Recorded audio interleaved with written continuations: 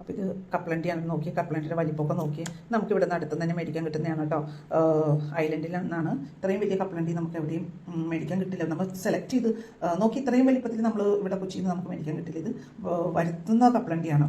അപ്പം ഞാനിത് ഇങ്ങനെ ഒരു കുപ്പിയിൽ ബോട്ടിലോട്ട് ആക്കിയിടും. വേറെ ഒന്നുമില്ല, ആർക്ക് വേണേലും എപ്പോൾ വേണേലും കഴിക്കാമല്ലോ.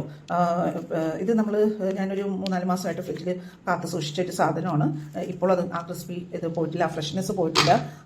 പിന്നെ നമുക്കിത് ഇങ്ങനെ ഇതിൻ്റെ സ്കിൻ റിമൂവ് ചെയ്ത കാര്യം എന്താണെന്ന് വെച്ചാൽ ഇതിൻ്റെ നമ്മളിപ്പോൾ കുഞ്ഞു പിള്ളേരൊക്കെ വന്നു കഴിഞ്ഞാൽ അവർക്ക് എല്ലാവർക്കും ഇഷ്ടമാണല്ലോ കപ്പലണ്ടിയൊക്കെ.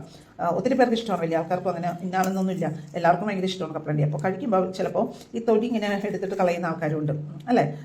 ഇവിടെ വീട്ടിൽ അങ്ങനെയാണ് എല്ലാവരും. അപ്പോൾ എന്ത് പറ്റും, ഇത് കഴിഞ്ഞ് കഴിയുമ്പോൾ നമുക്ക് ആ ഒരു വലിയ പണിയാണ്. ചീസ് സ്കിന്നെല്ലാം പറന്ന് അവിടെ ഇവിടെയൊക്കെ നടക്കും. അപ്പോൾ എനിക്കിതൊരു വലിയ പണിയായിട്ട് ഞാൻ എടുക്കാറൊന്നുമില്ല.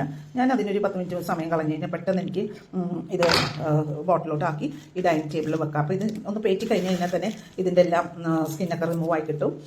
ഇങ്ങനെ ജസ്റ്റ് ഒന്ന് കയ്യിലോട്ട് കാണിച്ചാൽ മതി. അപ്പോഴത്തേക്കും ചിലത് ഇതുണ്ട് ഇങ്ങനെ പോയിക്കോളും കാണിക്കുമ്പോൾ തന്നെ. പിന്നെ ഞാൻ ഇതിൻ്റെ പീസാക്കാൻ ഞാൻ നിൽക്കത്തില്ല, അത് പയ്യെ ചെയ്യണം, അല്ലെങ്കിൽ ഇതിൻ്റെ മുഴുപ്പ് കളയോ, അല്ലെങ്കിൽ അതിൻ്റെ പീസാക്കി കഴിഞ്ഞാൽ ഭംഗി വരില്ല കപ്പലണ്ടിക്ക്. അപ്പോൾ അതൊക്കെ ശ്രദ്ധിക്കുക. നിങ്ങളിനി കപ്പലണ്ടി മേടിച്ച് കഴിഞ്ഞാൽ ഇങ്ങനെ ചെയ്യാൻ നോക്കുക. ഇങ്ങനെ ചെയ്യുമ്പോൾ അതൊരു നമുക്കും ഒരു സാറ്റിസ്ഫാക്ഷനാണ്. അപ്പോൾ ഓക്കെ, താങ്ക് യു.